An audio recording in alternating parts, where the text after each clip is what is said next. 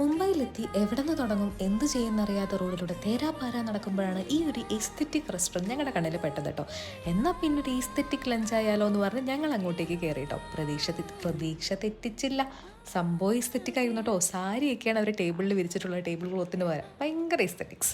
അങ്ങനെ ഞങ്ങൾ ചെന്നപ്പോൾ തന്നെ അവർ നമുക്ക് കോംപ്ലിമെൻ്ററി ആയിട്ട് എന്തോ ഒരു ജ്യൂസ് തന്നു കേട്ടോ. ആ ജ്യൂസിൽ ഒരു ചാട്ട് പൗഡർ ഇട്ട് എന്തോ ഒരു ജ്യൂസായിരുന്നു. കൊള്ളാം, ടേസ്റ്റ് ഉണ്ടായിരുന്നു. പിന്നെ എന്തോ ഒരു പപ്പടം പോലത്തെ ഒരു സാധനം.